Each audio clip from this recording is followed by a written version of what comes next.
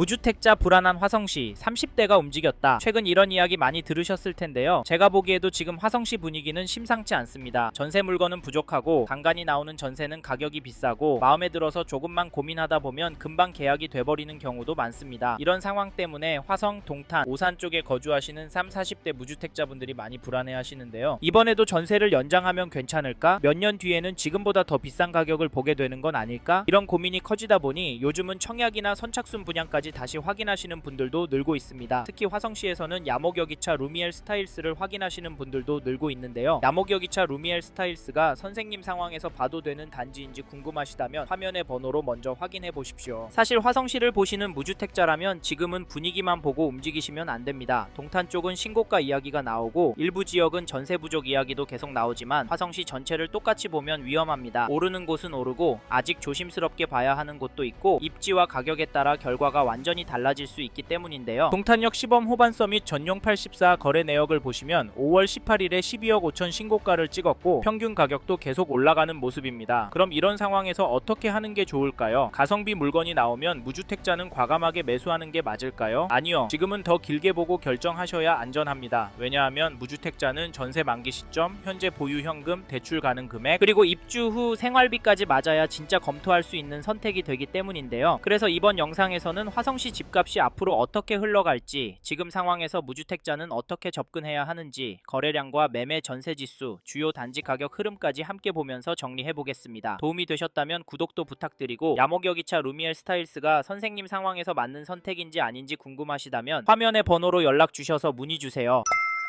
최근에 화성시 가격 흐름을 보던 무주택자분들이 실거래가를 보고 왠지 더 불안해졌다라는 이야기를 많이 하십니다. 왜냐하면 정부에서 부동산을 겨냥을 하고 있는데도 집값과 전셋값이 예상과 다르게 움직이고 있기 때문인데요. 하지만 지금과 같은 시기에는 기사 몇 개, 문자 광고, 이야기 몇 개만 듣고 괜찮다, 별로다 판단하시면 안 됩니다. 그래서 저희는 세 가지 기준은 정리하고 움직이시라 추천을 드리는데, 첫째, 얼마나 보유할 계획이신지, 둘째, 지금 자금 구조가 무리 없는 상태인지, 셋째, 비교 중인 단지의 수익 구조가 어떻게 다른지입니다. 이 세 가지가 정리되지 않으면 지금 구간에서는 관망하시는 게 좋을 수 있습니다. 관망이 맞을 수 있지만 한편으로는 전월세 물량도 많이 부족하고 미분양 단지들이 알게 모르게 팔리고 있는 상황입니다. 그래서인지 더 불안한 구간이 지금 화성시일 수 있습니다. 그리고 화성시의 아파트 거래량을 보시면 현재 기준으로 5월에는 1024건 계약이 나왔고 4월에는 1500건 계약이 나왔습니다. 3월에 거래가 예상보다 많다라는 느낌이 들고 뒤에서 보시겠지만 거래 가격도 나쁘지 않다도 느껴지실 텐데요. 이런 상황에서 가격 하락이 가능할까요? 그러면 시간을 갖고 더 지켜봐야 하는 걸까요? 물론 그럴 수도 있습니다. 하지만 화성시도 실거주 수요가 꿋꿋한 지역이라 관심을 갖고 봐야 하는 단지가 많은데요. 왜냐하면 서울의 신축 공급 부족과 양극화 현상, 그리고 전월세 매물 부족 이슈가 분위기가 반전되는 순간 멈칫했던 수요가 특정 단지로 몰릴 가능성이 있기 때문입니다. 그리고 반도체 성과급 이야기 들으셨죠? 사실 지금 무서운 건 급등이 아니라 멈췄던 수요가 갑자기 한쪽으로 몰리는 순간인데요. 이런 현상 지난 문재인 정부 때 경험한 거 기억나시죠? 그래서 화성시도 한쪽으로 치우쳐서 보시질 않으셨으면 좋겠고, KB 매매 지수를 찾아보니 전주에 비해서는 0.249% 상승한 것이 확인되고, 전세 지수도 보시면 전주에 비해서 0.269% 올랐는데요. 화성시는 전세 지수도 매매 지수도 오르고 있습니다. 왜 이럴까요? 문제는 여기서 끝날 것 같진 않다는 점입니다. 이래서인지 지금 사시는 곳보다 저렴한 곳으로 집 사서 넘어가려고 하시는 분들 많습니다. 죄송하지만 이런 선택은 신중하게 하셨으면 좋겠는데요. 왜냐하면 화성시가 교통과 교육은 물론 자체 생활 인프라도 좋고, 특히 삼성 반도체로 출퇴근이 가능해서 수요가 꿋꿋한 단지들이 많기 때문입니다. 게다가 이 단지도 보시면 2017년 10월 입주한 796세대 단지 안녕동의 우방 아이유쉘 전용 84 거래 내역을 보시면 5월 22일에 102동 5층 물건이 3억 9,500에 거래를, 4월 18일에는 107동 21층 물건이 4억 2,500에 계약이 되었습니다. 여기 가격은 어떠신가요? 이 단지 가격은 중심점 이 위로 움직이고 있습니다. 더 놀라운 건 이런 단지들이 화성시 안에 제법 있고 늘어나고 있다는 점인데요. 이분들은 도대체 왜 집을 사는 걸까요? 이런 상황인데 기다리면 집값이 떨어질까요? 솔직히 저희는 떨어질 가능성은 낮다라고 봅니다. 혹시 선생님께서 기다리면 될 거라 생각하시면 이번 텀이 지나면 화성시도 올라서 내 집 마련 결정이 더 어려워질 것 같아서 가성비 좋은 곳으로 전세 들어가셔서 마음 편하게 돈 쓰시고 사시길 추천을 드리고 있는데요. 근데 그동안 집값 오르는데 내 전세가 얼마 오를까? 집주인이 들어오는 건 아닐까? 가슴 졸이고 있는 것도 버티기 힘들 겁니다. 왜냐하면 화성시도 한번 오르면 이 3천만 원은 거뜬히 오르니까요. 사실 내일 이게 현실이 될 것 같아서 저희는 선생님께서 화성시 안에 관심이 있는 단지가 있으시다면 적극적으로 검토해 보셨으면 좋겠습니다. 아셨죠? 그리고 저희 말에 공감하시는 분이라면 지금 화성시에서 이 단지 흐름은 꼭 체크해 보십시오. 그게 어디냐면 죄송합니다. 잠깐 3초만 내주셔서 구독 부탁드립니다. 구독 눌러주시는 여러분 대대손손 부자 되실 텐데 왜냐면 유익한 부동산 정보로 돈 벌 테니까요. 댓글 상단에 있는 카카오 채널도 추가해 주시면 마청풀에서 드리는 분양 정보, 급매 물건 정보도 받아보실 수 있습니다. 마청풀 카카오 채널도 추가 부탁드리고 야목역 2차 루미엘스 스타일스가 선생님 상황에 맞는지 아닌지 의견이 듣고 싶은 분은 화면에 마청풀 대표번호로 연락 주시면 자세히 설명드리겠습니다. 감사합니다.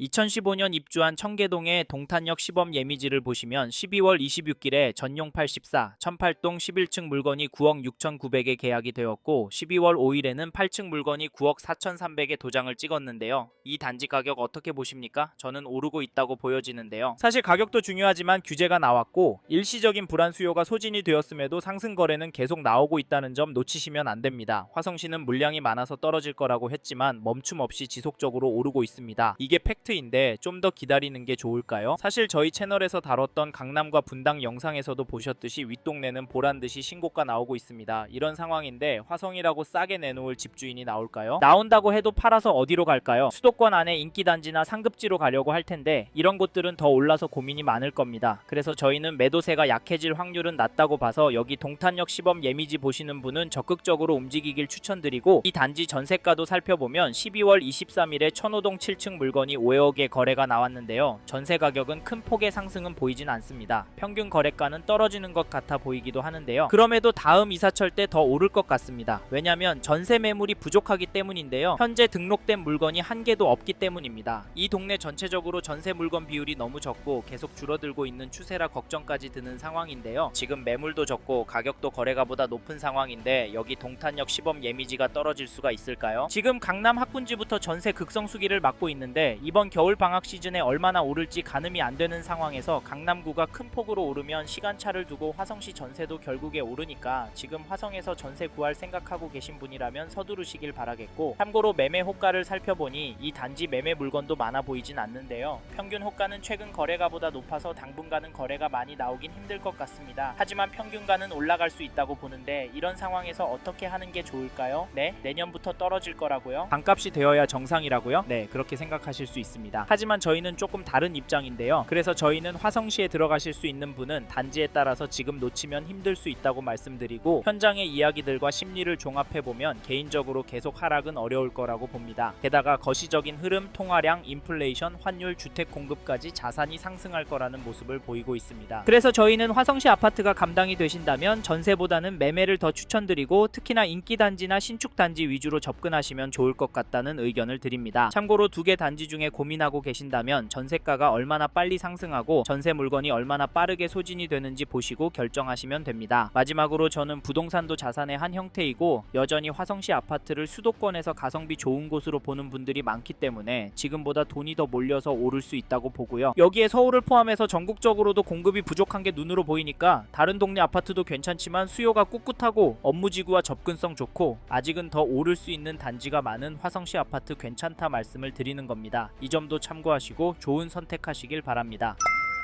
이번 영상에서 경기도 화성시 아파트 현황과 앞으로 어떻게 될지에 대한 저의 생각을 말씀드렸습니다. 관심이 가신다면 영상이 끝나고 이 지역에 대해 좀 더 검색해 보시길 바랍니다. 이번 영상에서 언급된 내용들에 대하여 좀 더 궁금하신 내용이 있으시다면 댓글로 남겨주세요. 최대한 빠르게 답변을 드리도록 하겠습니다. 다음 영상에서도 부동산 투자에 도움이 되는 정보 나누어 드리도록 하겠습니다. 구독과 좋아요 그리고 알림 설정 부탁드립니다. 감사합니다. 좋은 하루 보내세요.